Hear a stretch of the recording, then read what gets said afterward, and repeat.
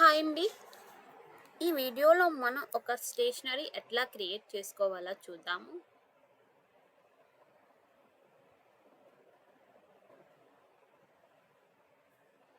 ఇక్కడ ఇన్వెంటరీ కనిపిస్తుంది కదండి. ఈ డ్రాప్ డౌన్ ఓపెన్ చేయాలి. వన్స్ ఓపెన్ చేశాక ఇన్వెంటరీ మీద క్లిక్ చేయాలి. క్లిక్ చేశాక ఇక్కడ మీకు యాడ్ బటన్ కనిపిస్తుంది కదండి. దీని మీద క్లిక్ చేయాలి. క్లిక్ చేసి స్టేషనరీ ఐటమ్స్ ఏదో ఒకటి ఇవ్వాలన్నమాట. ఈ క్లిక్ చేశాక అది యాడ్ ఇన్వెంటరీ పేజ్కి నావిగేట్ అవుతుందన్నమాట. ఇదేంటి అంటే మనం స్టేషనరీ క్రియేట్ చేసుకోవచ్చు. ఎట్లాగో చూపిస్తా చూడండి. ఫస్ట్ నేమ్ ఇచ్చుకోవాలి. బుక్స్ ఇస్తున్నా.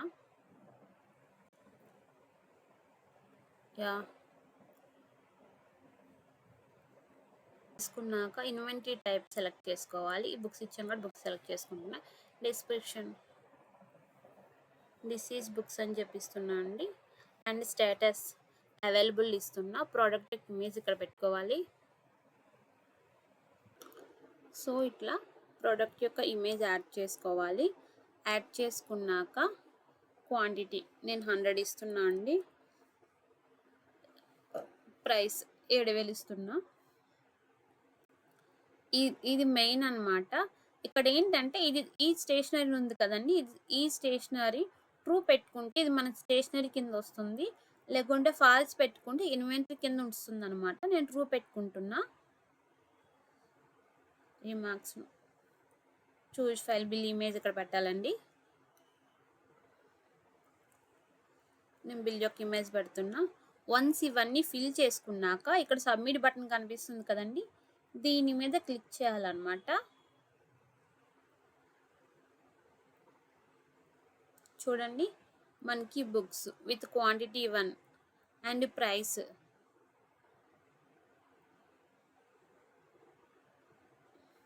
ఇట్లా మనం ఒక స్టేషనరీని ఇన్వెంటరీలో క్రియేట్ చేసుకోవచ్చు.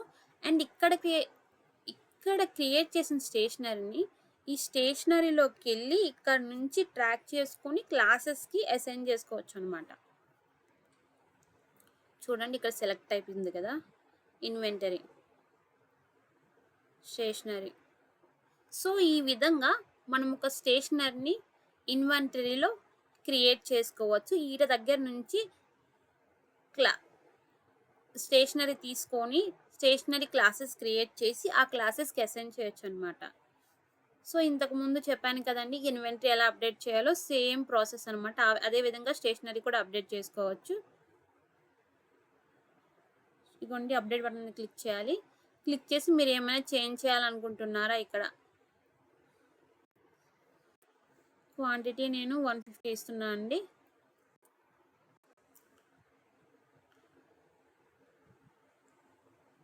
బుక్స్ ఇదిగోండి అప్డేట్ మీద క్లిక్ చేస్తున్నా. చూడండి ఇక్కడ మనకి స్టేషనరీ అనేది అప్డేట్ అయిపోయింది అనమాట. 150 అండ్ ప్రైస్ అనమాట.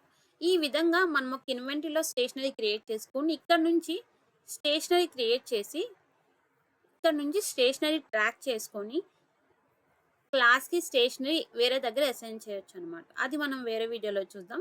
ప్రస్తుతానికి అది ఇట్లా క్రియేట్ చేసుకోవాలి ఇది అండ్ అప్డేట్ చేసుకోవాలి.